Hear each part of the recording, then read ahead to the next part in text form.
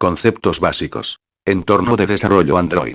En este apartado vamos a describir los pasos básicos para disponer en nuestro PC del entorno y las herramientas necesarias para comenzar a programar aplicaciones para la plataforma Android. No voy a ser exhaustivo, ya existen muy buenos tutoriales sobre la instalación de Eclipse y Android, incluida la documentación oficial de la platier.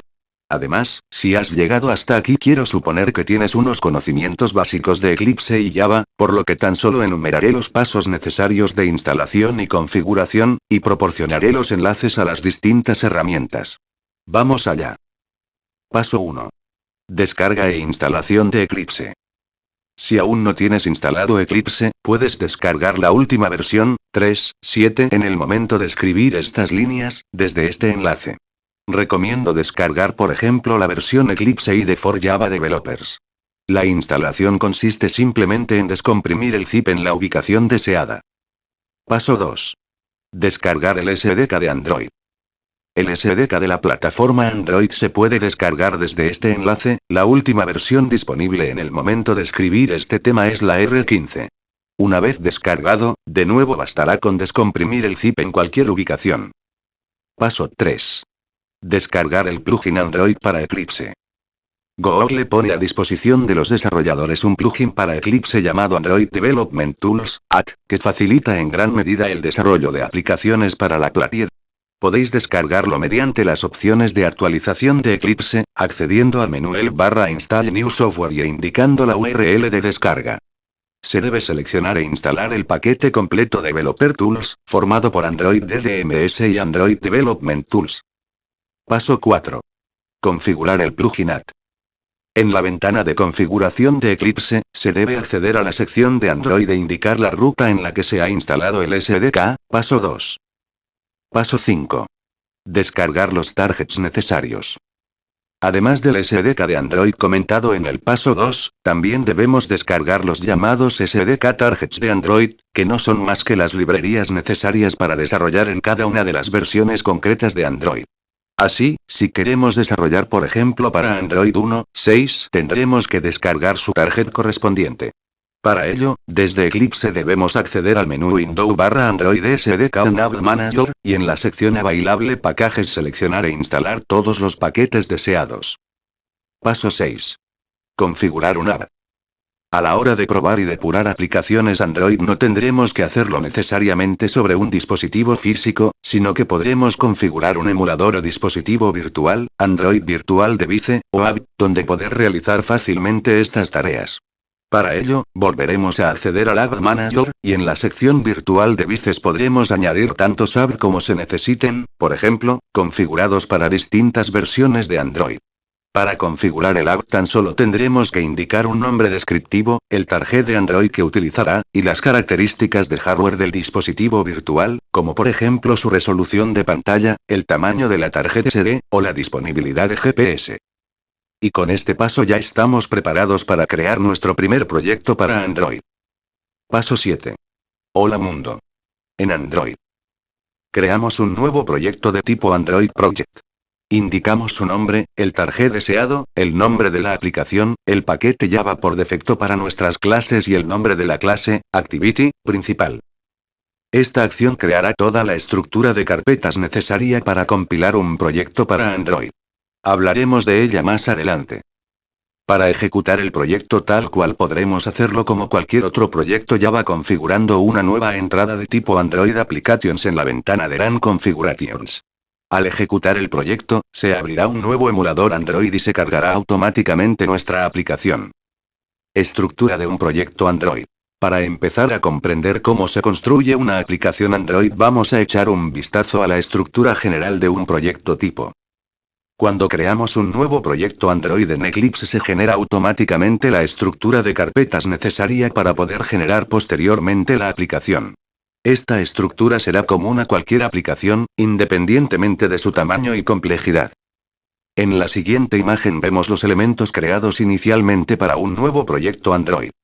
En los siguientes apartados describiremos los elementos principales de esta estructura. Carpeta /src /. Contiene todo el código fuente de la aplicación, código de la interfaz gráfica, clases auxiliares, etc. Inicialmente, Eclipse creará por nosotros el código básico de la pantalla, Activity, principal de la aplicación, siempre bajo la estructura del paquete Java definido. Carpeta /res/. Contiene todos los ficheros de recursos necesarios para el proyecto. Imágenes, vídeos, cadenas de texto, etc. Los diferentes tipos de recursos deberán distribuir entre las siguientes carpetas. Carpeta descripción /res /drawable contienen las imágenes de la aplicación. Para utilizar diferentes recursos dependiendo de la resolución del dispositivo se suele dividir en varias subcarpetas. /drawable /p /drawable /p /drawable /p /res /layout contienen los ficheros de definición de las diferentes pantallas de la interfaz gráfica. Para definir distintos layouts dependiendo de la orientación del dispositivo se puede dividir en dos subcarpetas. /layout /layout/land /res /anim contiene la definición de las animaciones utilizadas por la aplicación. /res /menú contiene la definición de los menús de la aplicación. /res /values contiene otros recursos de la aplicación como por ejemplo cadenas de texto, strings.xml, estilos, styles.xml, colores, colors.xml, etc. /res /xml contiene los ficheros XML utilizados por la aplicación.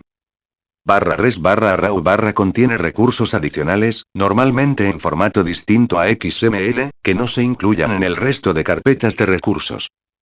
Como ejemplo, para un proyecto nuevo Android, se crean los siguientes recursos para la aplicación. Carpeta /gem contiene una serie de elementos de código generados automáticamente al compilar el proyecto. Cada vez que generamos nuestro proyecto, la maquinaria de compilación de Android genera por nosotros una serie de ficheros fuente en Java dirigidos al control de los recursos de la aplicación. El más importante es el que se puede observar en la imagen, el fichero rjava, y la clase R.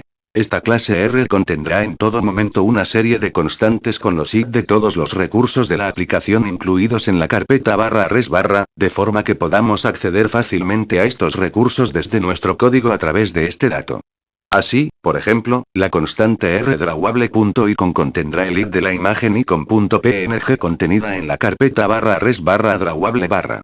Veamos como ejemplo la clase R creada por defecto para un proyecto nuevo. Carpeta /assets contiene todos los demás ficheros auxiliares necesarios para la aplicación, y que se incluirán en su propio paquete, como por ejemplo ficheros de configuración, de datos, etc. La diferencia entre los recursos incluidos en la carpeta /res /raw y los incluidos en la carpeta /assets es que para los primeros se generará un id en la clase R y se deberá acceder a ellos con los diferentes métodos de acceso a recursos. Para los segundos, sin embargo, no se generarán y se podrá acceder a ellos por su ruta como a cualquier otro fichero del sistema. Usaremos uno u otro según las necesidades de nuestra aplicación. Fichero Android manifest.xml. Contiene la definición en XML de los aspectos principales de la aplicación, como por ejemplo su identificación, nombre, versión, icono, y, sus componentes, pantallas, mensajes, o los permisos necesarios para su ejecución. Veremos más adelante más detalles de este fichero. En el siguiente apartado veremos los componentes software principales con los que podemos construir una aplicación Android. Componentes de una aplicación Android. En el apartado anterior vimos la estructura de un proyecto Android y aprendimos dónde colocar cada uno de los elementos que componen una aplicación, tanto elementos de software como recursos gráficos o de datos. En este nuevo post vamos a centrarnos específicamente en los primeros, es decir, veremos los distintos tipos de componentes de software con los que podremos construir una aplicación Android. En Java o .NET estamos acostumbrados a manejar conceptos como ventana, control, eventos o servicios como los elementos básicos en la construcción de una aplicación. Pues bien, en Android vamos a disponer de esos mismos elementos básicos aunque con un pequeño cambio en la terminología y el enfoque. Repasemos los componentes principales que pueden formar parte de una aplicación Android por claridad, y para evitar confusiones al consultar documentación en inglés, intentaré traducir lo menos posible los nombres originales de los componentes. Activity. Las actividades, activities, representan el componente principal de la interfaz gráfica de una aplicación Android. Se puede pensar en una actividad como el elemento análogo a una ventana en cualquier otro lenguaje visual. View. Los objetos View son los componentes básicos con los que se construye la interfaz gráfica de la aplicación, análogo por ejemplo a los controles de Java o Net. De inicio, Android pone a nuestra disposición una gran cantidad de controles básicos, como cuadros de texto, botones, listas desplegables o imágenes, aunque también existe la posibilidad de extender la funcionalidad de estos controles básicos o crear nuestros propios controles personalizados. Service. Los servicios son componentes sin interfaz gráfica que se ejecutan en segundo plano. En concepto, son exactamente iguales a los servicios presentes en cualquier otro sistema operativo. Los servicios pueden realizar cualquier tipo de acciones, por ejemplo actualizar datos, lanzar notificaciones, o incluso mostrar elementos visuales, por ejemplo activities, si se necesita en algún momento la interacción con el usuario. Content Provider. Un Content Provider es el mecanismo que se ha definido en Android para compartir datos entre aplicaciones. Mediante estos componentes es posible compartir determinados datos de nuestra aplicación sin mostrar detalles sobre su almacenamiento interno, su estructura, o su implementación. De la misma forma, nuestra aplicación podrá acceder a los datos de otra a través de los Content Provider que se hayan definido. Broadcast Receiver. Un Broadcast Receiver es un componente destinado a detectar y reaccionar ante determinados mensajes o eventos globales generados por el sistema, por ejemplo, batería baja, SMS recibido, tarjeta SD insertada, o por otras aplicaciones. Cualquier aplicación puede generar mensajes, intents, en terminología Android, broadcast, es decir, no dirigidos a una aplicación concreta sino a cualquiera que quiera escucharlo. Widget. Los widgets son elementos visuales, normalmente interactivos, que pueden mostrarse en la pantalla principal, home screen, del dispositivo Android y recibir actualizaciones periódicas. Permiten mostrar información de la aplicación al usuario directamente sobre la pantalla principal. Intent. Un intent es el elemento básico de comunicación entre los distintos componentes Android que hemos descrito anteriormente. Se pueden entender como los mensajes o peticiones que son enviados entre los distintos componentes de una aplicación o entre distintas aplicaciones. Mediante un intent se puede mostrar una actividad desde cualquier otra, iniciar un servicio, enviar un mensaje broadcast, iniciar otra aplicación, etc. En el siguiente apartado empezaremos ya a ver algo de código, analizando al detalle una aplicación sencilla. Desarrollando una aplicación Android sencilla. Después de instalar nuestro entorno de desarrollo para Android y comentar la estructura básica de un proyecto y los diferentes componentes software que podemos utilizar, ya es hora de empezar a escribir algo de código.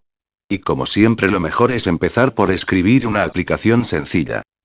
En un principio me planteé analizar en este post el clásico Hola Mundo, pero más tarde me pareció que se iban a quedar algunas cosas básicas en el tintero. Así que he versionado a mi manera el Hola Mundo transformándolo en algo así como un Hola Usuario, que es igual de sencilla pero añade un par de cosas interesantes de contar. La aplicación constará de dos pantallas, por un lado la pantalla principal que solicitará un nombre al usuario y una segunda pantalla en la que se mostrará un mensaje personalizado para el usuario. Sencillo, inútil, pero aprenderemos muchos conceptos básicos, que para empezar no está mal. En primer lugar vamos a crear un nuevo proyecto Android tal como vimos al final del primer post de la serie. Llamaremos al proyecto Hola Usuario, indicaremos como target por ejemplo Android 1.63, daremos un nombre a la aplicación e indicaremos que se cree una actividad llamada Hola Usuario. Como ya vimos, esto nos crea la estructura de carpetas del proyecto y todos los ficheros necesarios de un Hola Mundo básico, es decir, una sola pantalla donde se muestra únicamente un mensaje fijo. Lo primero que vamos a hacer es diseñar nuestra pantalla principal modificando la que Eclipse nos ha creado por defecto. ¿Pero dónde y cómo se define cada pantalla de la aplicación? En Android, el diseño y la lógica de una pantalla están separados en dos ficheros distintos. Por un lado, en el fichero res/layout/main.xml tendremos el diseño puramente visual de la pantalla definido como fichero XML y por otro lado, en el fichero /src/paquetejava/holausuario.java, encontraremos el código Java que determina la lógica de la pantalla. Vamos a modificar en primer lugar el aspecto de la ventana principal de la aplicación añadiendo los controles, views, que vemos en la primera captura de pantalla. Para ello, vamos a sustituir el contenido del fichero main.xml por el siguiente. En este XML se definen los elementos visuales que componen la interfaz de nuestra pantalla principal y se especifican todas sus propiedades. No nos detendremos mucho por ahora en cada detalle, pero expliquemos un poco lo que vemos en el fichero. Lo primero que nos encontramos es un elemento linear layout. Los layouts son elementos no visibles que determinan cómo se van a distribuir en el espacio los controles que incluyamos en su interior. Los programadores Java, y más concretamente de Swing, conocerán este concepto perfectamente. En este caso, un linear layout distribuirá los controles uno tras otro y en la orientación que indique su propiedad Android. Orientation. Dentro del layout hemos incluido tres controles. Una etiqueta, TextView, un cuadro de texto, EditText, y un botón, Button. En todos ellos hemos establecido las siguientes propiedades. Android. ID. ID del control, con el que podremos identificarlo más tarde en nuestro código. Vemos que el identificador lo escribimos precedido de @+id barra. Esto tendrá como efecto que al compilarse el proyecto se genere automáticamente una nueva constante en la clase R para dicho control. Android. Text. Texto del control. En Android, el texto de un control se puede especificar directamente, o bien utilizar alguna de las cadenas de texto definidas en los recursos del proyecto, fichero strings.xml, en cuyo caso indicaremos su identificador precedido del prefijo @string barra. Android. Layout y Android. Layout with. Dimensiones del control con respecto al layout que lo contiene. Esta propiedad tomará normalmente los valores wrap_content para indicar que las dimensiones del control se ajustarán al contenido del mismo, o bien fit_parent para indicar que el ancho o el alto del control se ajustará al ancho o alto del layout contenedor respectivamente. Con esto ya tenemos definida la presentación visual de nuestra ventana principal de la aplicación. De igual forma definiremos la interfaz de la segunda pantalla, creando un nuevo fichero llamado frmensaje.xml, y añadiendo esta vez tan solo una etiqueta, TextView, para mostrar el mensaje personalizado al usuario. Veamos cómo quedaría nuestra segunda pantalla. Una vez definida la interfaz de las pantallas de la aplicación deberemos implementar la lógica de la misma. Como ya hemos comentado, la lógica de la aplicación se definirá en ficheros Java independientes. Para la pantalla principal ya tenemos creado un fichero por defecto llamado lausuario.java. Empecemos por comentar su código por defecto. Como ya vimos en un apartado anterior, las diferentes pantallas de una aplicación Android se definen mediante objetos de tipo Activity. Por tanto, lo primero que encontramos en nuestro fichero Java es la definición de una nueva clase o lausuario que extiende a Activity. El único método que sobreescribiremos de esta clase será el método onCreate, llamado cuando se crea por primera vez la actividad. En este método lo único que encontramos en principio, además de la llamada a su implementación en la clase padre, es la llamada al método setContentView, rlayout.main. Con esta llamada estaremos indicando a Android que debe establecer como interfaz gráfica de esta actividad la definida en el recurso rlayout.main, que no es más que la que hemos especificado en el fichero /res/layout/main.xml. Una vez más vemos la utilidad de las diferentes constantes de recursos creadas automáticamente en la clase R al compilar el proyecto.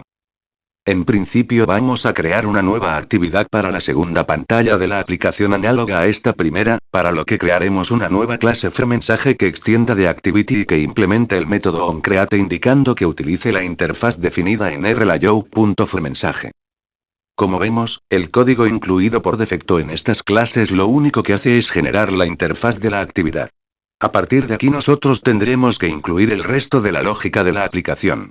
Y vamos a empezar con la actividad principal o la usuario, obteniendo una referencia a los diferentes controles de la interfaz que necesitemos manipular, en nuestro caso solo el cuadro de texto y el botón. Para ello utilizaremos el método FindViewID, indicando el ID de cada control, definidos como siempre en la clase R. Una vez tenemos acceso a los diferentes controles, ya solo nos queda implementar las acciones a tomar cuando pulsemos el botón de la pantalla. Para ello implementaremos el evento onClick de dicho botón, veamos cómo. Como ya indicamos en el apartado anterior, la comunicación entre los distintos componentes y aplicaciones en Android se realiza mediante intents, por lo que el primer paso será crear un objeto de este tipo.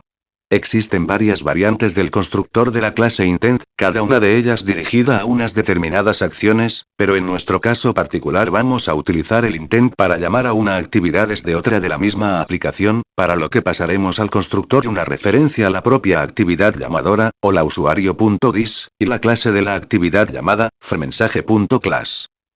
Si quisiéramos tan solo mostrar una nueva actividad, ya tan solo nos quedaría llamar a Start Activity, pasándole como parámetro el intent creado. Pero en nuestro ejemplo queremos también pasarle cierta información a la actividad, concretamente el nombre que introduzca el usuario en el cuadro de texto. Para hacer esto vamos a crear un objeto bundle, que puede contener una lista de pares clave valor con toda la información a pasar entre las actividades. En nuestro caso solo añadiremos un dato de tipo string mediante el método putString, clave, valor. Tras esto añadiremos la información al intent mediante el método putExtras, bundle. Finalizada la actividad principal de la aplicación, pasamos ya a la secundaria. Comenzaremos de forma análoga a la anterior, ampliando el método onCreate obteniendo las referencias a los objetos que manipularemos, esta vez solo la etiqueta de texto. Tras esto viene lo más interesante, debemos recuperar la información pasada desde la actividad principal y asignarla como texto de la etiqueta. Para ello accederemos en primer lugar al intent que ha originado la actividad actual mediante el método getIntent, y recuperaremos su información asociada, objeto bundle, mediante el método getExtras. Hecho esto, tan solo nos queda construir el texto de la etiqueta mediante su método setExt, texto, y recuperando el valor de nuestra clave almacenada en el objeto bundle mediante getString, clave. Con esto hemos concluido la lógica de las dos pantallas de nuestra aplicación y tan solo nos queda un paso importante para finalizar nuestro desarrollo. Como ya indicamos en alguna ocasión, toda aplicación Android utiliza un fichero especial en formato XML, AndroidManifest.xml, para definir, entre otras cosas, los diferentes elementos que la componen. Por tanto, todas las actividades de nuestra aplicación deben quedar convenientemente recogidas en este fichero. La actividad principal ya debe aparecer puesto que se creó de forma automática al crear el nuevo proyecto Android, por lo que debemos añadir tan solo la segunda. Para este ejemplo nos limitaremos a incluir la actividad en el XML, más adelante veremos qué opciones adicionales podemos especificar. Una vez llegado aquí, si todo ha ido bien, deberíamos poder ejecutar el proyecto sin errores y probar nuestra aplicación en el emulador. Espero que esta aplicación de ejemplo os sea de ayuda para aprender temas básicos en el desarrollo para Android, como por ejemplo la definición de la interfaz gráfica, el código Java necesario para acceder y manipular los elementos de dicha interfaz, o la forma de comunicar diferentes actividades de Android. En los apartados siguientes veremos algunos de estos temas de forma mucho más específica.